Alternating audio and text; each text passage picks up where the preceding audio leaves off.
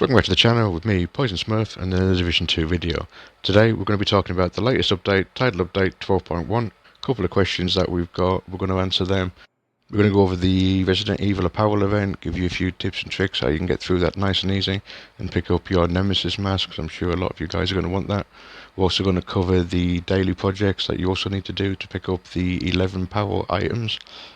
And then to top it all, I'm going to share with you guys a couple of new exotics that I've picked up since playing 12.1.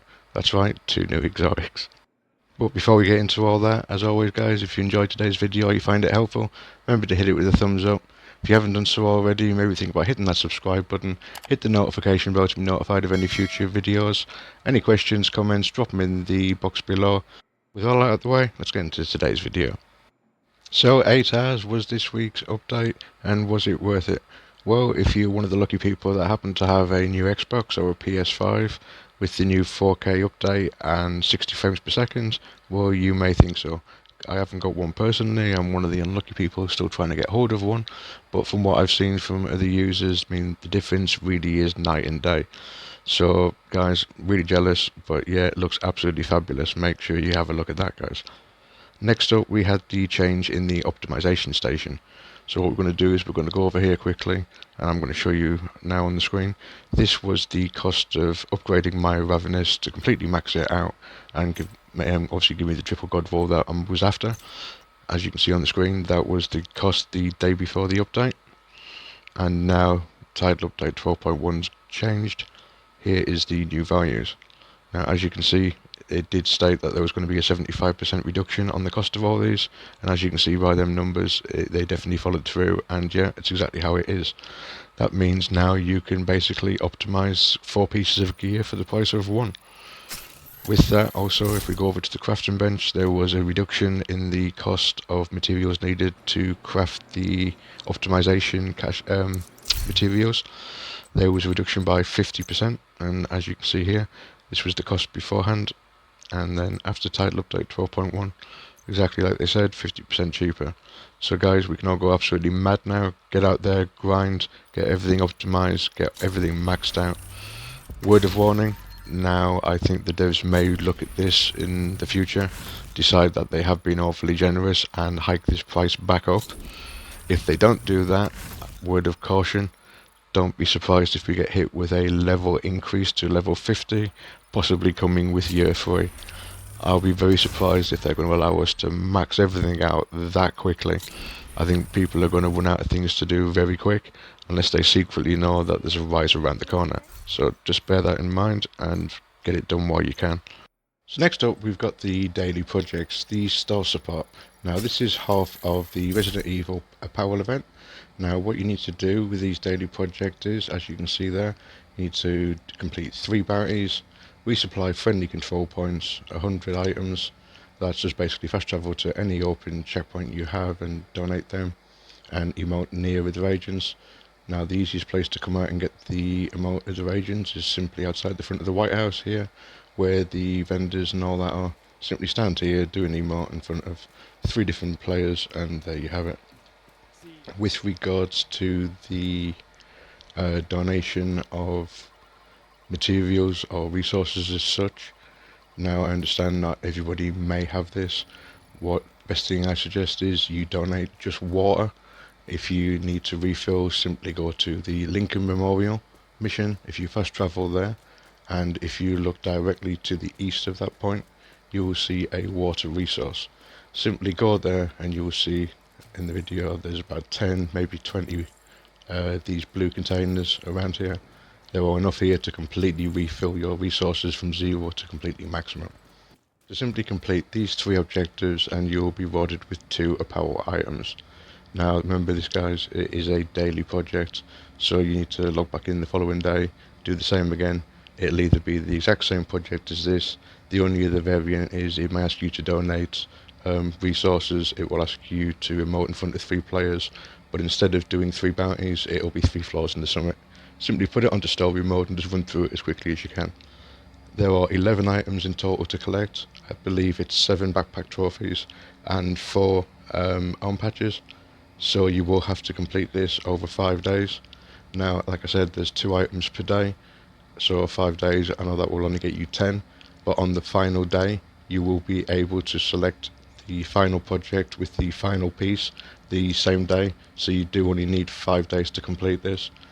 If you do complete it early, you will still see this project showing up each day, but as you can see, all you do is you get XP for this now, you don't get any Apparel items. So make sure you get all 11 while you still have the chance. So next up we have the second part of the Resident Evil Apparel event. Now if you want a chance to try and get your hands on this beautiful mask here, modelled by myself, what you need to do is you need to complete the Apparel event. There are 21 caches in total to collect. Now how do you get them? You simply get one for every 4th SHT level watch you are promoted, you will receive one of these. So yeah, doing the maths, yeah, that's right, that's 84 watch levels you need to go up, guys, to get your hands on this. As you can see, we have them all. If we have a quick look, we get the mask for completion of all 4 sets. Some various pieces, a lot of them. To be honest, guys, you've probably seen the videos of the copy and paste and how they're just like different colours of variants that we have. To be honest, most of that is pretty accurate. There are a couple of bits that are half decent, but yeah, like I said, so each for every 4 of these that you guys get, you will get one of these. Now, what's the quickest way to level up? Well, unfortunately, guys, I mean, they may have changed it slightly, but the DZ, unfortunately, is still the quickest and easiest way. What I'd suggest to do is find out whichever DZ is invaded, go to this one. Now, you can do it in any of the 3 dark zones, but the reason we go for the invaded one is it's simply all the landmarks are heroic. So as you can see, they are about 295k XP each. We're looking at 700k per watch level, so if we do 2 landmarks, also with the increased XP that we get for killing the NPCs also, you should be looking at 1 watch score every 2 landmarks. Now that should only take you hopefully 3 to 4 minutes per landmark, so you should be able to get in the DZ if you can find a pretty nice server where not everyone's going rogue. You should be able to do about 10, 12. Myself, it took me about 4.5 hours, I think, to get most of the way through and collect all these. If not, you can always continue just to clear your checkpoints on the light zone. Now it will take a little bit longer, but you will, same again, you'll be looking at about 2 checkpoints per watch level. I personally do, I think it's worth the grind. My honest answer is, if you want to complete the set and you're going to have time to do it and you want to go for the Nemesis mask, then yeah, absolutely, it is a one-off event. You ain't going to be able to get this later on in the event. If you don't think you're going to have time to get that, or you're not that bothered about the mask, then to be honest, no, it's just really not worth the grind, guys, so save yourself the trouble. So now finally, as I mentioned earlier, whilst I've been playing Title Update 12.1, this week I have come across 2 new exotics. Now the first one is a variant on the backup broomstick Sidearm. So if you want a Sidearm that's got a little bit more distance in it, then you need to be looking out for this. This is the Compassionator. I mean, you want to reach out and touch somebody a little bit further away while still maintaining social distancing. This is the absolute perfect thing. As you can see with the increased scope on here, the digital enhancement, I mean, it makes for easy kills while hitting like an absolute sledgehammer. But if you don't still get that close to an enemy, then you need to be on the lookout for this, guys. This is the NP5.